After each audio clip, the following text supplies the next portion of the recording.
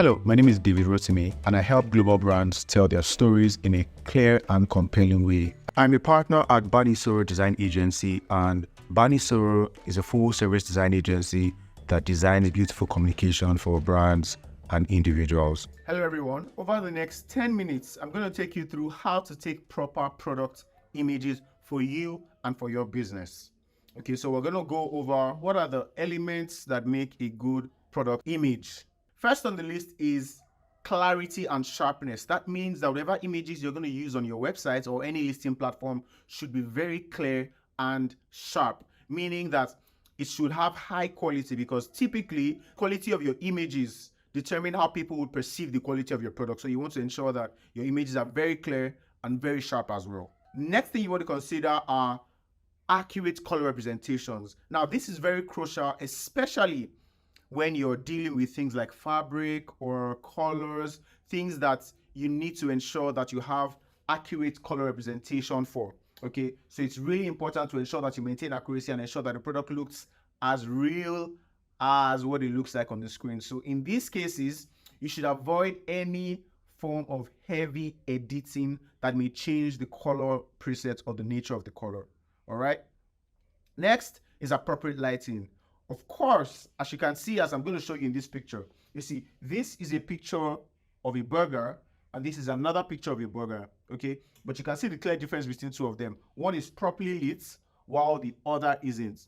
So you want to ensure that in your product pictures, you have enough lighting. The better the quality of your lighting, the better the quality of your images. And next, you want to try to have different angles. You want to include multiple shots from various angles for what your product looks like, so that people can really see what it looks like. Very, very important.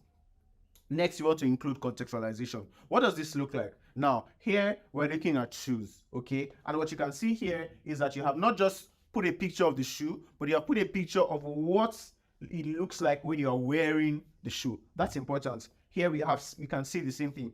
But here we also have it in contextualization of how it's used. Let me show you what that can look like. Okay, this is what we call cassava in Nigeria. All over the world is called cassava. Okay, now we have no context for what this picture looks like. It's just a picture of a cassava. Okay, straight from the farm. Next, we see the same cassava but with a different context. We see the sky, so it feels like maybe it's looking happier. Okay, still not enough context, although it has some context. We can see it for what it is as cassava, but we don't exactly have a context for what it can be used for if you don't exactly know what the process is like from beginning to end.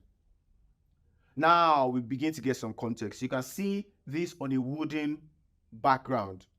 Typically, you would assume that's a kitchen. You can see the cassava sliced. Already, you're putting it in context that, you know, this is cassava. It can be sliced, okay? And when you put it in that context, somebody who is looking at it feels like, okay, this is something that can be cooked as well. Now here you can see it has been peeled, dried, and sliced. So you can see it in a kitchen. You are already getting the context that, okay, this is something that needs to be eaten. This is something that is typically used in a kitchen. Now, if you have two people who are selling the same product, typically somebody will be drawn to the product images that are more contextualized, because it's more immersive. So you want to ensure that you have that. Now we even go a step further by showing another variation of the same product, meaning that you see this is cassava. It can be sliced, it can be peeled, it can be dried, it can be used to make what we call gari in Nigeria, okay, or cassava flakes as people will like to call it. Now another thing you want to ensure that you have is consistent brand style. It means that if you are designing your images, especially if you're going to use them on your website, you want to ensure that you are consistent with your brand style. If your pictures are heavily saturated with color every time, you want to make sure that is consistent. If your pictures have low saturation, you want to ensure that that is consistent. If you are doing black and white, you want to ensure that that is consistent. Very, very important. It helps you to maintain an aesthetic for what your brand looks like. Another thing you want to ensure you look out for is composition. It's another important element. Now, let me show you what's happening here. So this is a picture of an orange, okay? It's right in the middle of the frame.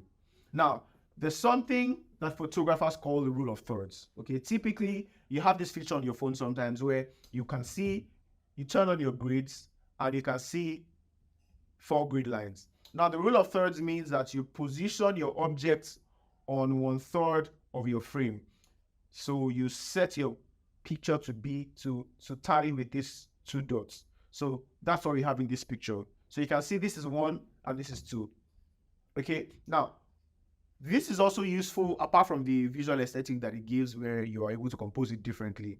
It also gives you an opportunity in case you want to do designs. Okay, so graphic designs. Here, imagine you can have your text here and it just looks very nice. Okay. Another thing that composition can make your work look like, just it looks nice. Composition is not just in the placement, but also in the arranging of the items. Okay, so this is cassava, but it looks like it was well arranged. All right. You can see the same thing here, very well arranged. You can tell that there was some intentionality into the composition of what it looks like, not just scattered. Now let's move over to what tools and equipment we need to use for our photography to ensure that we have great pictures. We're going to go over this really quickly. One of the first things you want to use is a camera, obviously. Okay, a camera because you want to take pictures that are very clear. Now, the quality of your camera can determine the quality of your pictures, but that's not the only element in determining the quality of your pictures. But you want to ensure that you do the best that you can. If you want to rent a camera for a photo shoot, that can make sense. Okay, sometimes a phone may be good enough. If you have a good quality phone that has a good camera, you may be fine with that. Okay, but you need to get a camera. Now, another thing you want to get is a tripod. Now, one of the important things that the tripod does is that it stabilizes your pictures, especially when you want to take your pictures from the same spot every single time for consistency. So a tripod is going to help you stabilize your picture, and it helps you with consistency in framing. Very, very important. Now, another thing which is very important is lighting. The quality of your lighting can make or mar your images. Sometimes, no matter how great your camera is, if your lighting is bad, your picture is going to be bad. So if you have a phone, you can start with sunlight. Sunlight is really good. You just want to ensure that you are out at a good time of the day and you avoid any excessive shadow. And you position your product in the direction of the sunlight to avoid any form of shadowing. Okay. So lighting is good. You can get a softbox, you can get a ring light, any type of lighting that works depending on your budget. All right. Now we have a backdrop. A backdrop is important because it helps you to create a neutral background that helps you to eliminate distractions as well. And it helps you maintain focus on the product itself and not just anything around it. That's very important to have. Another thing you may also want to have are reflectors. Now, reflectors help to enhance lighting by bouncing light on the product. Okay, so if you're having a photo shoot in your studio or in your store or in your office or your factory, a reflector is going to help you bounce off lights onto your products. Now, what that does is it reduces what the shadows look like on your pictures. Another thing you also want to get is a photo editing software. Adobe Photoshop is one of the most popular, but depending on what you can afford, if you can use the basic editing software on your phone, that may just be fine as well. Okay, but you need something to edit your pictures to also maintain consistency. Another thing you also need will be props and styling. Okay, now the props are going to be useful for enhancing and contextualizing your pictures. Okay, many times they just help your product to look nice, to look more appealing, and to look very, very beautiful. Let's talk about different types of product photographs. Okay, most importantly, we have the hero shots. Now, the hero shots is simply the primary image that showcases the product in its best light. So there's no distraction here. You have the product, you have no distraction. It's in its best light. And here you can see there are many angles you could have taken, but we took a side angle that shows both the front, back, and the sides as well. You want to do that for any product that you're having. Show as many things as possible at once. We also have lifestyle shots. Lifestyle shots are good because it puts your product in context. Like I mentioned earlier, it helps you to put your products in context in real life scenarios so that people see what your product looks like and how it can be used in real life. It helps people to purchase from you when they can see your product in a real life scenario. Another thing that we have are detail shots. Now, detail shots help you to magnify some extra detail that show the level of craftsmanship on your products. Sometimes it may not be the craftsmanship, sometimes it may be what the differentiating factor of your product is compared to other brands. So it helps you to detail a part of your product.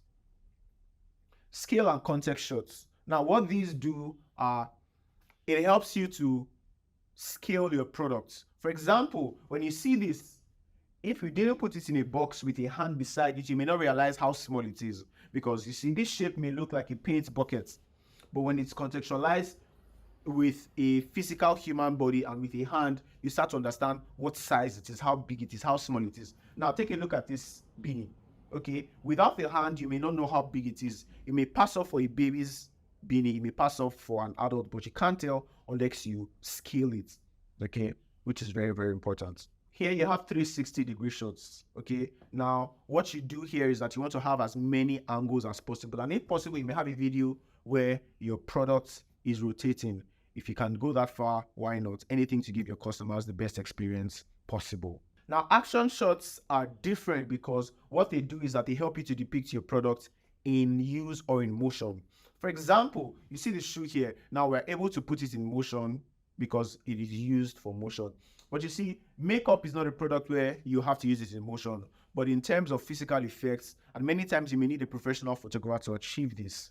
Okay, but action shots give your product the extra energy, the extra effects that it can have, just so that your customers have the best possible experience.